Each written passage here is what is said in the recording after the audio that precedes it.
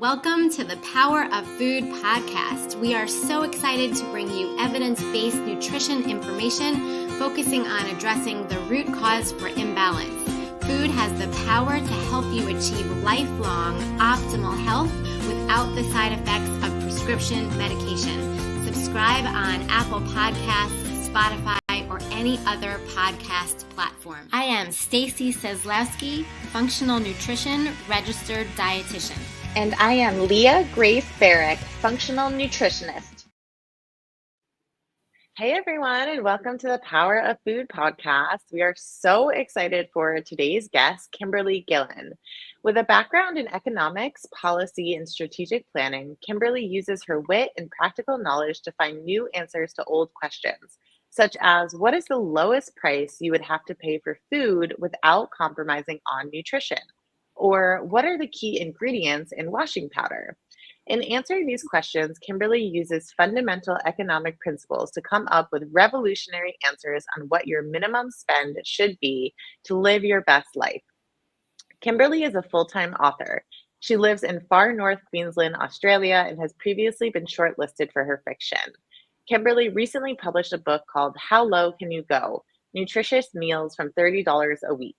This book is a game changer for individuals and families looking to eat healthy on a tight budget, offering realistic strategies and recipes that make nutritious eating accessible and affordable.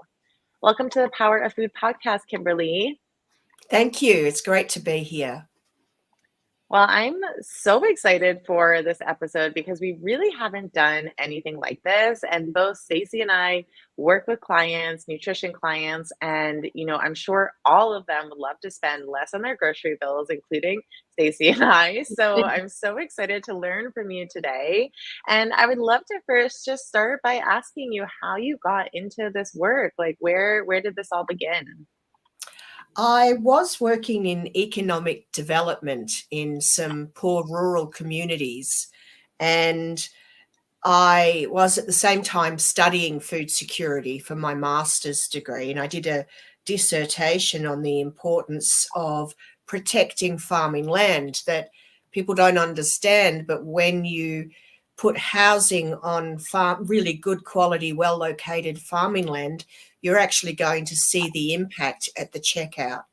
So that was the work I was doing, and I was working in some poor rural communities who had very poor access to food. I was diagnosed with 2 cancers 2 years apart, and suddenly I went from studying food security to having to live the very things I'd been concerned about.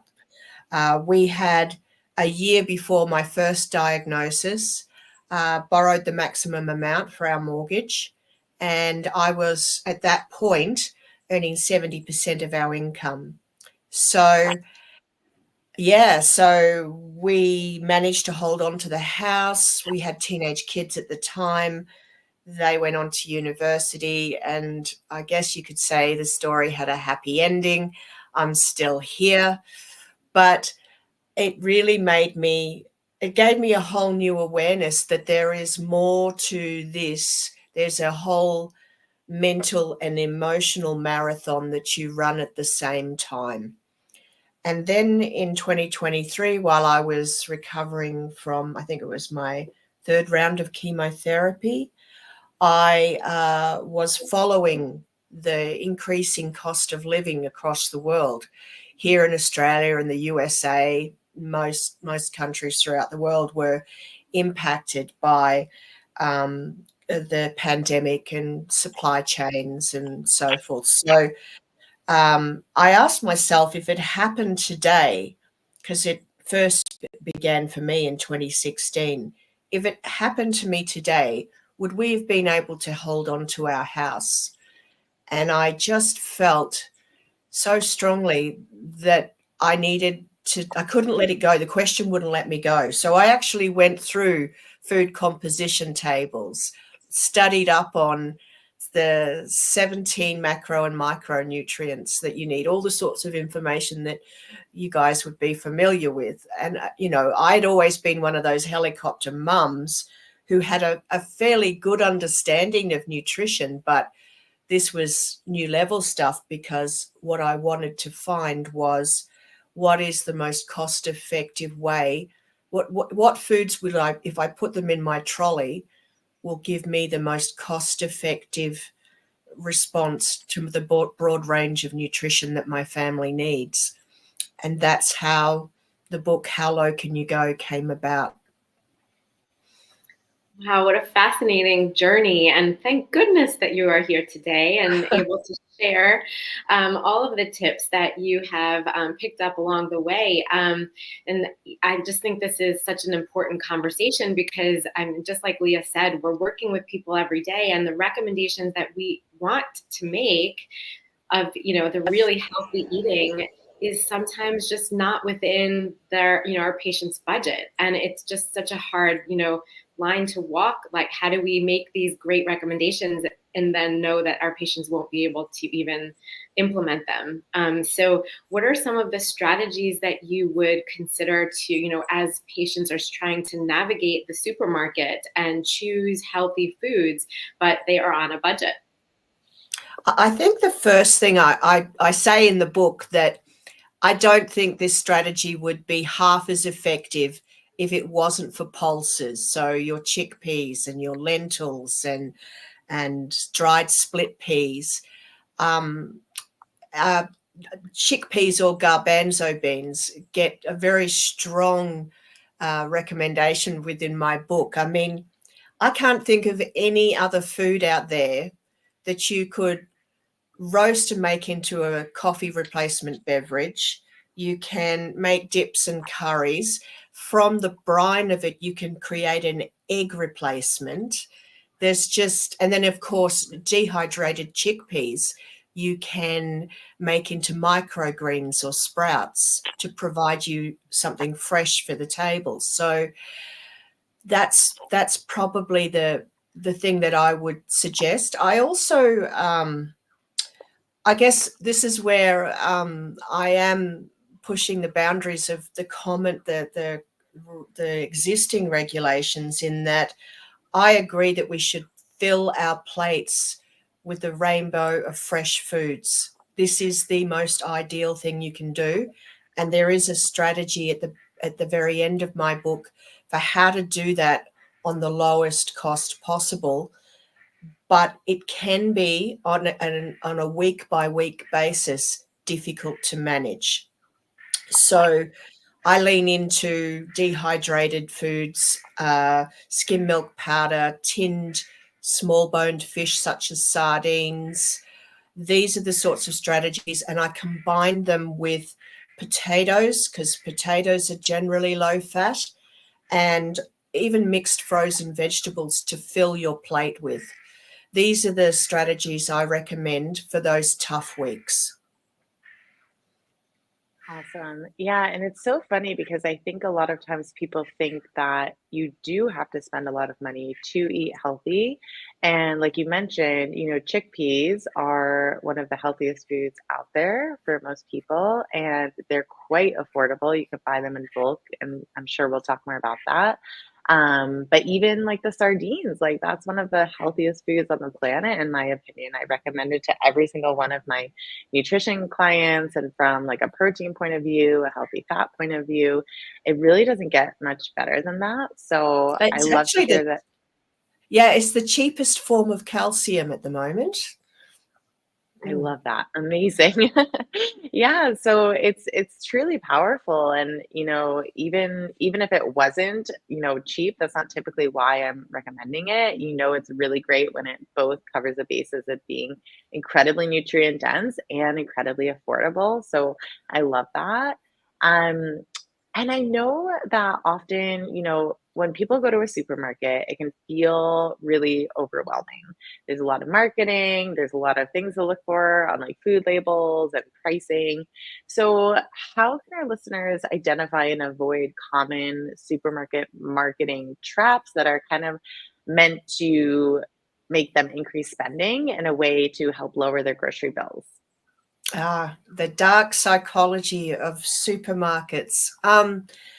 I've my favorite strategy, and this I think works particularly well for people who are going through stressful times and are feeling somewhat powerless, is to go into the supermarket, you take your trolley and see it as a game.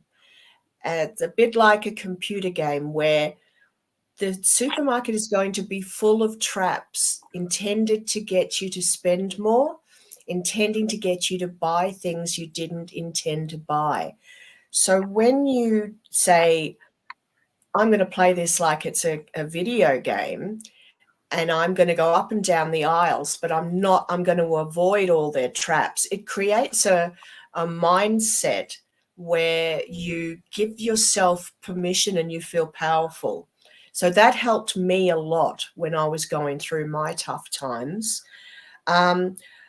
Also with supermarket psychology, there are lots of things they do, like those bright red and yellow tickets. They're apparently create a sense of urgency. They can even stimulate hunger, just due to our basic evolutionary connections with red and yellow. So, and also I joke, because the book, of course, is called How Low Can You Go, that it was very appropriate because often the most effective, cost-effective, good value foods are not at eye level. You have to have good knees, or you have to find a kid walking by to help you, because they're often on the lowest shelf. So just be aware that sometimes the best way to do this is to set up a plan at home, in the comfort of your home. Have a look at the online catalogs or shopping, the online opportunities. Even if you're not going to buy online, have an absolute idea of what your game plan is before you get in there.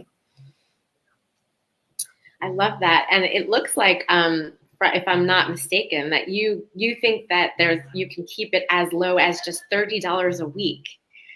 Yes, that is in Australia. I've actually got an American version, a global version, which I've made. It's the same book, but with additional information, and that's $50 a week per person.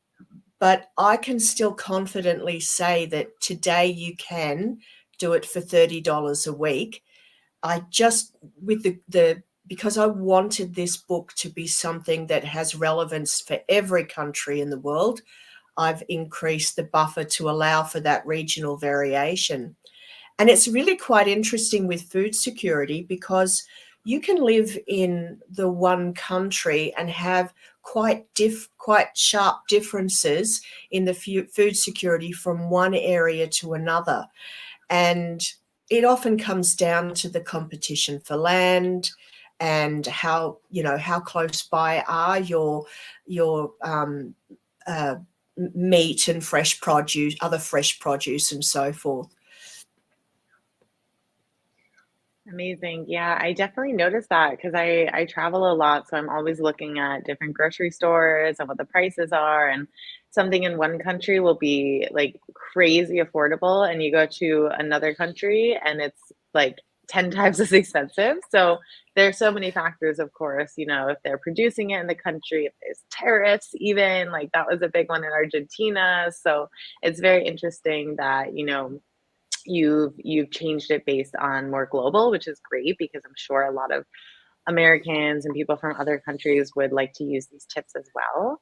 Um, and then in terms of like specific foods, specific ingredients, we talked about chickpeas, we talked about sardines. Those are two very nutrient dense foods that are available at a low cost. Are there any others that you would recommend that you typically see you're getting a lot of, bang for your buck? Feels like a perfect word for this right now. It is, When yes. people go grocery shopping? The next one is skim milk powder. And of course, as you ladies would know, you have to be careful with using skim milk powder as a concentrate, because it's not a very nice way to find out if you're lactose intolerant. But if you're confident that you're not lactose intolerant, then using skim milk powder as a cooking ingredient I recommend for young people with busy lives to create their own protein shake powders, mixing skim milk powder with some oats and a few other ingredients. Chuck a scoop in a shaker cup, add water when you're ready and ice if you've got access to it, and that's lunch or that's breakfast, you know. Um, so I use skim milk powder just as a cooking ingredient quite a bit.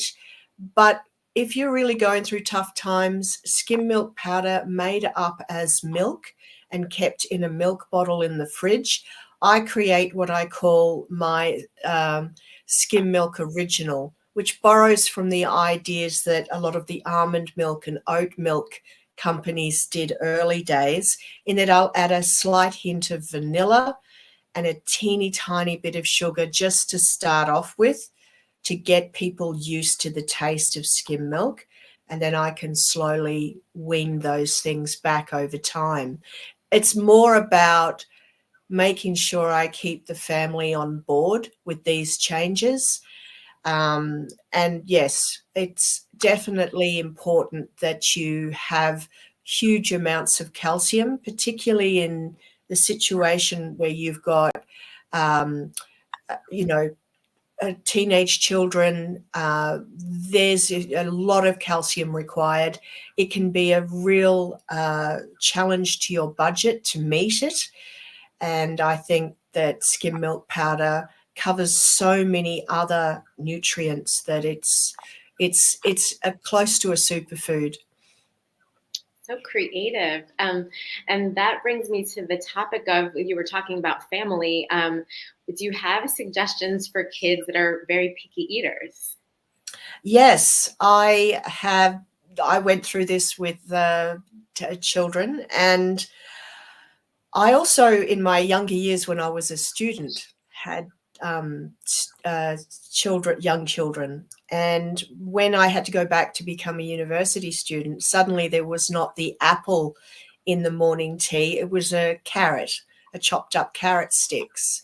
And I basically, to get them used to the idea that this was, you know, what we were going to do now, because it was a lot cheaper, was I started connecting them to what the food actually does. So in the example of carrots, I would say, do you realize that there's a whole science that says if you eat more raw carrots, you'll improve your night vision? And of course, they love the idea of developing superpowers. So I think we do our kids a disservice when we don't gently and with enthusiasm remind them that this is what your food actually does. Isn't that exciting? Let's see what difference it makes. We might not see any change, but what if we do? That's the first thing. The second thing is that I borrow from the fast food chains a couple of their ideas. I'm big on eating out, but you're not going to be eating out in a restaurant at these prices. So I do a lot of finger foods where I coat and bake things in breadcrumbs. And for example, I do a chickpea nuggets. I've got one where I use the stalks of kales finely chopped up and mixed with herbs and seasonings and breadcrumbs, and they're baked as well. And then we dip them in sauces, and that kind of mimics what they like, the sort of foods they like, but it's also giving them lots of low cost nutrition and combining that with going out and having fun in the park.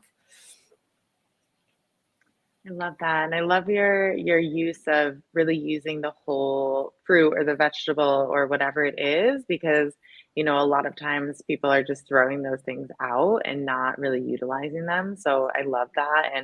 And the idea of getting creative, especially with picky kids, is a big one. I used to teach cooking classes to kids, so I totally get that. And making it a superpower is also really empowering and like great for them growing up to learn about that.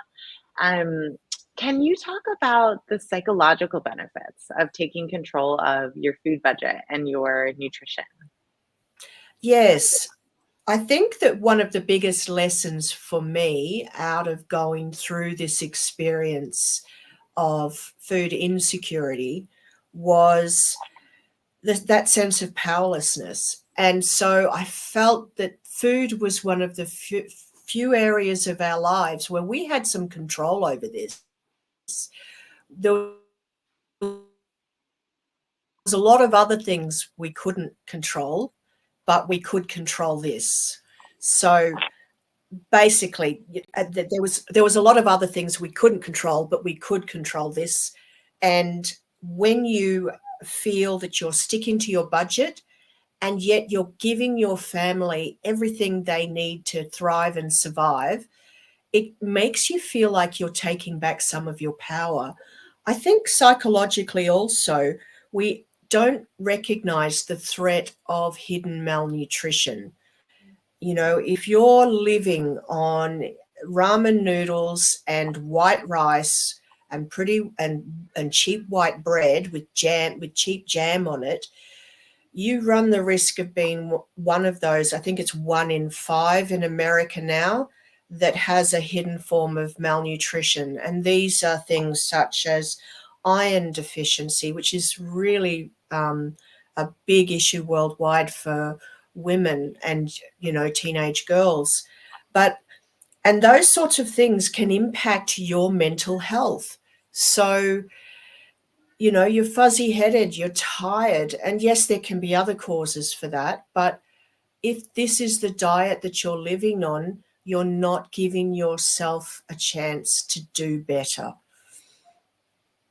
I could not agree with you more. I think that nutrient deficiencies are at the root of so many of the imbalances that we see. And it's like you're saying, because people are eating empty calories a lot, in their diet.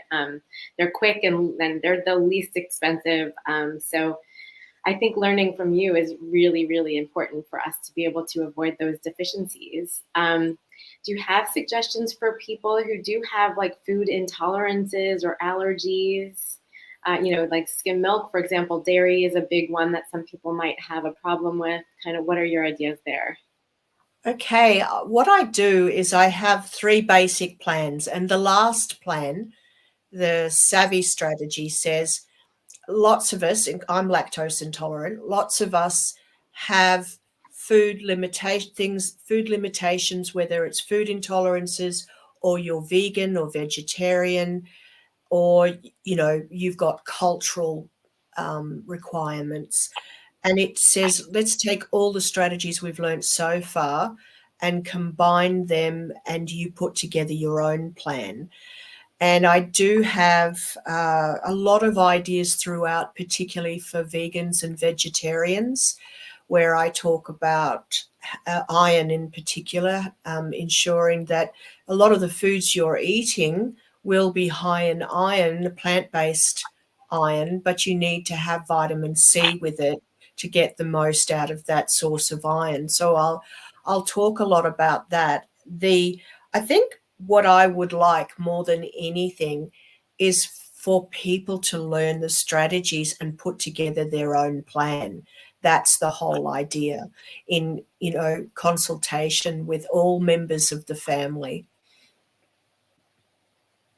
Yeah, I love that because it's really teaching people the skills. It's like teaching them how to fish rather than just giving them a fish. So it's great to teach them that, which I know your book probably does a great job at. In terms of, spending less on groceries, often there's a lot of talk about buying in bulk and also food storage, because both of those are ways that we can help ourselves save money, especially over the long term. Do you have any tips regarding those two things? Right. Food storage over the long term, I lean into a lot of dehydrated goods, which makes this easy. You know, store them in airtight containers. You can continually raid them. It's not a case of once the jar or the tin is opened that you've got to use it immediately. With potatoes, I provide some advice that potatoes actually don't like the fridge all that much. Store them properly in a cool, dry area. And even for a bachelor, I suggest that you can buy large bulk bags of fresh potatoes. And you know, if once you learn how to store them properly, they will last a long time. And I am, as I said earlier, quite a big fan of potatoes. Um, yeah, I guess the other thing I would say is that I don't have a lot of fresh produce in the book, but I do see its importance. So we talk about how to do your own dry leaf mixes when you've been to the market. You know, we see in the supermarkets these days the sealed bags with the spinach and so forth. I show people how to do their own dry leaf mix and how to store it so that it will last longer. You keep it open and dry. It will keep its color, but it might dehydrate a little, rather than the soggy green goo that we find in these plastic bags in a few days' time. Yeah, it sounds like those are some really good strategies to avoid waste as well, right? Using dehydrated, choosing things that are frozen, things that don't go bad. Is that something that you talk about in your book? Yes, that's correct. Yeah. Well, thank you so much for all of this information. I think this has been super valuable, and I think everyone is struggling with this in some way or another and can really learn from your tips and strategies. Would you like to share with our listeners sort of 2 or 3 last tips that you'd like that they could start today that would impact their health and even their budget? Okay, the first one is shop weekly, but think 5 weekly. Supermarkets have what they call rotating specials. You may have noticed that some items come on special, you know, on a fairly regular basis. So allow a percentage of your budget for these specials so that next time around, next week you don't need to buy it, and next week you're looking for the next special within a 5-week period. I would also say that make sure that throughout this journey, if you're going through tough times financially, that you make time for each other.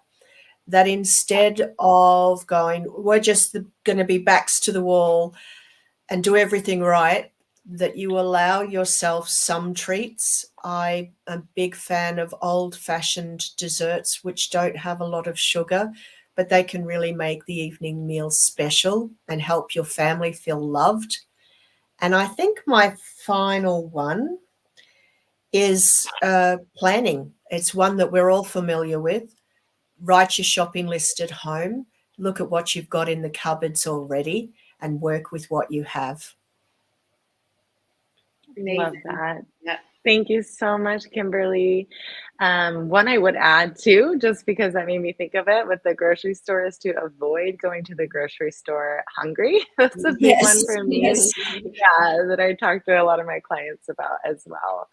Well, can you tell our listeners how they can connect with you and your book and how best to reach you? Great. I love talking to listeners. It's KimberleyGillen.com. So it's Kimberley with an L-E-Y, KimberleyGillen.com. And you can, if you're interested in the book, you can check it out on Amazon, and it also can be ordered through bookstores. Amazing. Thank you so much, Kimberly. It's great talking to you. Thanks so much for listening. If you found this episode helpful, we'd love if you left a rating and review and shared it with someone else who would find it helpful. You can find more information about Leah at gracefunctionalnutrition.com and get in touch with her through email at leah@gracefunctionalnutrition.com or on Instagram at gracefunctionalnutrition. To find more information about Stacey, you can find her at healfromfood.com, email her at stacey@healfromfood, or on social media at healfromfood. See you next time.